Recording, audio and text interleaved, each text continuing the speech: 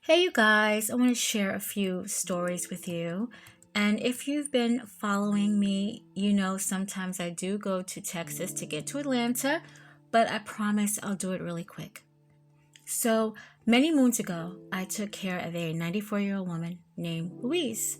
Now, Louise is a Caucasian woman, and her family lived on the better side of the city. So, it was time for me to leave and go home. And at the time, I didn't have a key. And her daughter was running behind, so she tells me over the phone, just leave the door unlocked. Okay, I will not. Okay, I really liked Louise. That was my girl. Now, I didn't care how great, that part of the town was because, stuff goes on in that part of the town too. They just don't talk about it as much. So Louise's daughter and her son-in-law, they arrive. And the son-in-law says to me, "You must be scared. Someone was going to come in here and R-word you." Which now that I think back on that doesn't make any sense because I was leaving. I was going home. Louise would have been in there by herself with the door unlocked. But I told him it wasn't me that I was worried about. It was her. And he looked speechless. And then he realized. He said, there are some sick motherfuckers, aren't there? Aren't they? And I'm like, yeah, they really are. And speaking of sick motherfuckers, I would like to share a few with you now. Out of Pittsburgh, 93-year-old woman unnamed was heading to Troy Hill, where she resided, after seeing a play downtown around 6 p.m. on Saturday that just passed us. She got on the bus to head home. Little did she know, Ronny Hough, 39, had got on the bus too. And he had his eye on her the whole entire time. He had his eye on a 93-year-old woman. Both the victim and Ronny got off the stop together. He followed her until he was able to bum rush her and get inside her home. He knocked her to the ground where she had hit her head really hard on the floor. While inside, he physically assaulted her, bruising her arm until she bled, pulling her hair until she was on the ground, and he sexually assaulted her. He was able to call the police while he was asleep. Yep. After beating up this helpless woman and sexually assaulting her. I guess that can get very tiresome, right? The victim told police that she didn't know him and that he would not allow her to leave the home. Hough admitted everything, following her, punching her, and R-wording her. Now, I did manage to find his social media page, and this is a picture of Hough right here.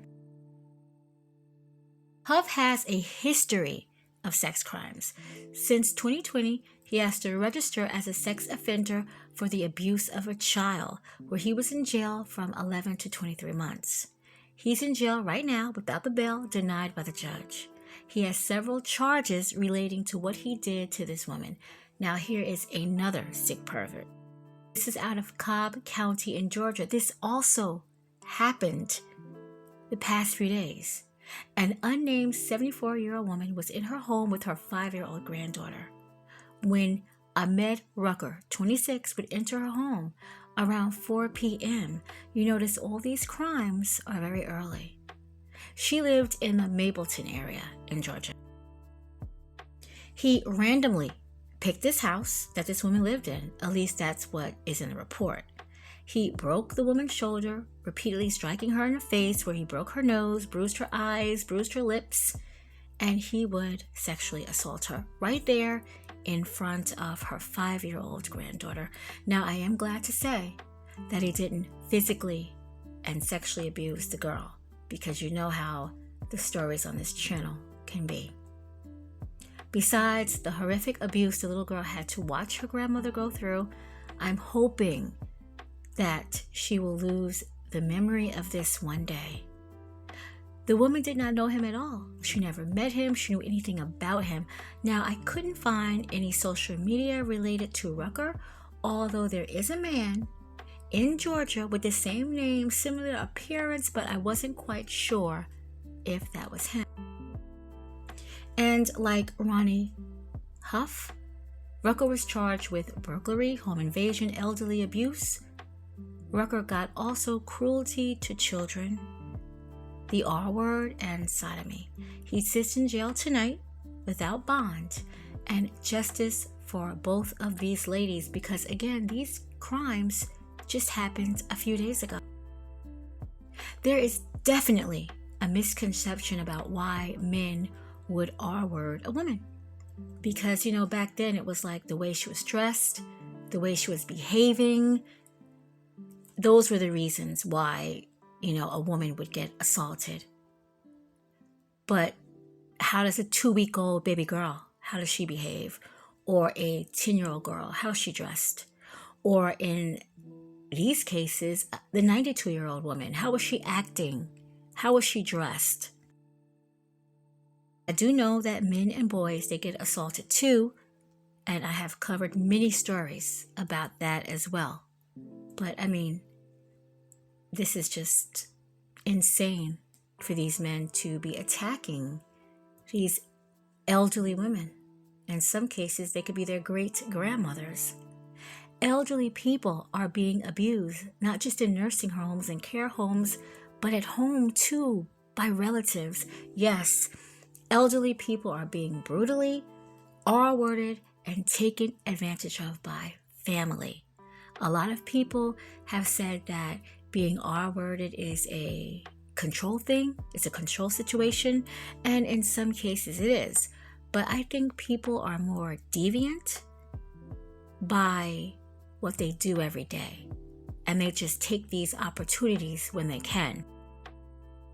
Now, out of Ely, Cardiff, and Wales, Lee Joseph Dixon, he's 18 years old. He left an all-night party at 4 a.m. He was heavily drinking and probably on Lord knows what was going on with him when he began ringing doorbells, and he was actually on his block. On his block. His intent was to find a female victim to answer the door. He had urges that he wanted to satisfy. And it seems at 4 a.m., no one was answering their door. Now, finally, a woman that had lived there all her life, in her 90s, had answered the door. She was in her nightgown and she was barefoot, and the victim had lived there, again, almost all her life. She was widowed, but still very independent. Her home was surrounded by memories and possessions, and Lee Joseph Dixon, he pushed his way inside. He attacked her. Now, during this vicious, brutal essay, he actually says, "Are you enjoying this? Aren't you? You want this." He was saying, stuff like that to this woman, and she responds, "Why is a young man R-wording an old woman like me?" He doesn't answer. He doesn't answer at all. She called 999, still shaking in the hallway by the time police arrived. She was taken to the hospital, where it took her 2 weeks to recover. In a statement in court, her son said he's surprised that attack did not kill her. He said that they were struggling to come to terms with how a young man can do such a horrific, violating act in her home, where she's supposed to feel the safest. Lee Joseph admitted to the R-word, but he had no memory of the attack. Now, he was sentenced to 16 years, where he will have to serve 8, and he will have to register as a sex offender for the rest of his life. As for the unnamed woman, she found it hard to return back to that home and live independently.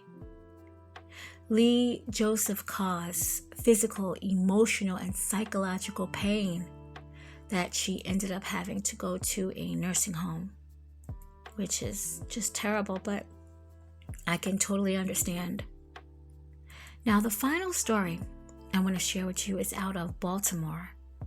This happened August 29, 2018. A welfare check was issued for Dorothy Neal. She's 83 years old. When police arrived, she was unresponsive in her home. She was taken to a hospital where she passed away the next day. She had been sexually assaulted and beaten until she went unconscious. A boy who had just celebrated his 14th birthday, was linked to this crime. Tyrone Harvin. He would help Dorothy Neal with chores around her home and stuff like that. She'd probably give him a little bit of money, and I guess she trusted him. It was hard for the police to believe that a boy, a child, a 70-year difference in age, would be capable of this. Blood samples, 3 used condoms, and a broken lamp. Those were some of the things that were recovered at the scene. It was him. He did it. He had been charged as an adult, and on June 29, 2022, Tyrone Harvin was sentenced to life in prison, so he's not getting out. I googled so many cases and so many came up.